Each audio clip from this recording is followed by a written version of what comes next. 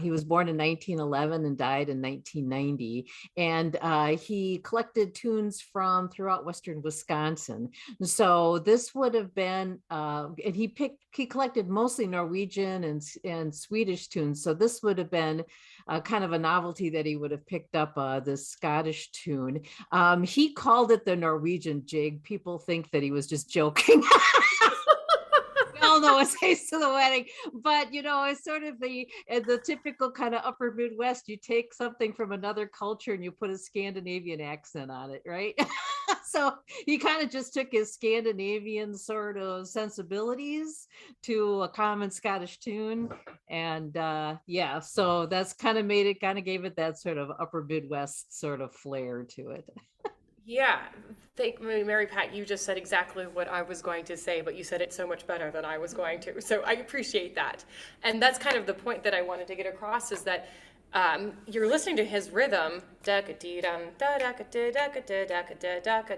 instead of going da. He ends his phrases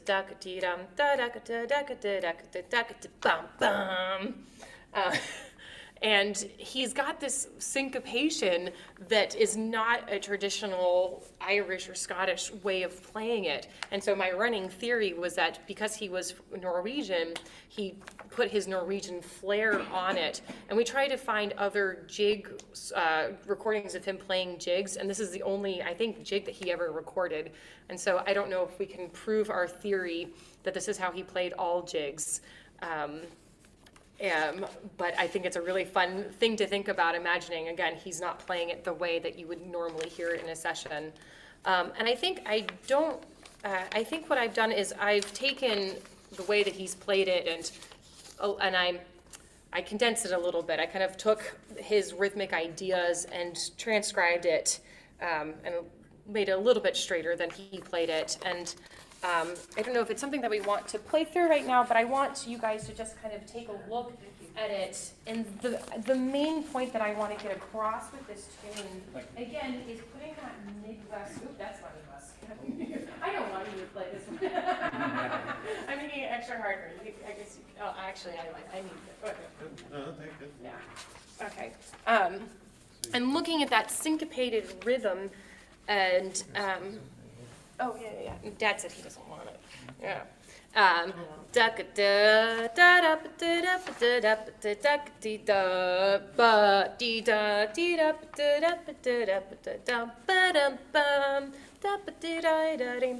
this is kind of the similar and I just love his bowing over those phrases and stealing that Scandinavian thing. And so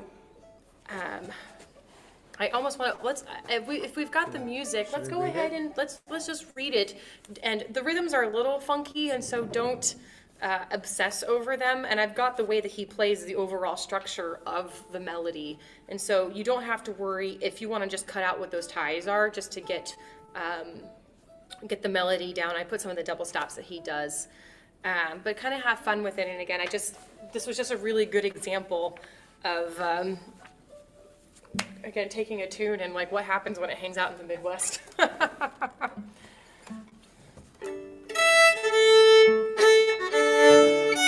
Yeah, duck, dum, ba-da. We'll play at that speed. 1, 2, ready, go.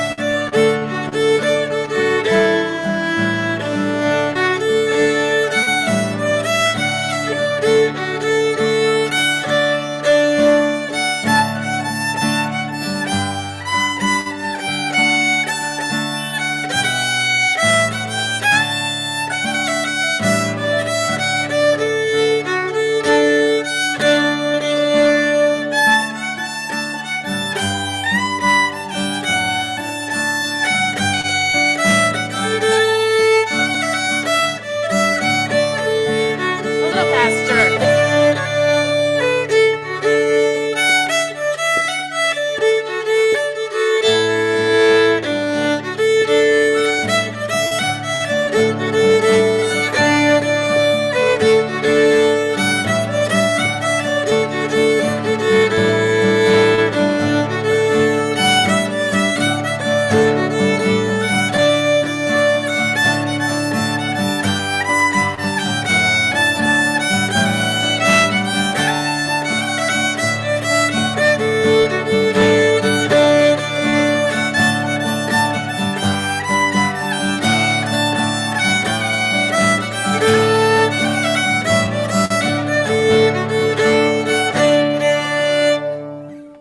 Isn't that funky? I love it.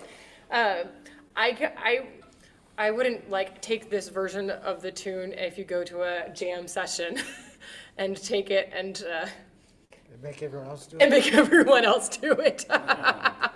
Just make your bands do it. Just make your yeah. But when I think about that syncopated rhythm, duck dee duck don't go, for me that's like a hip modern groove that like modern contredance bands add to make something groovier. And here is Mr. Leonard being groovy, you know, in the mid 19th, 20th century. So I bet he was a really cool dude.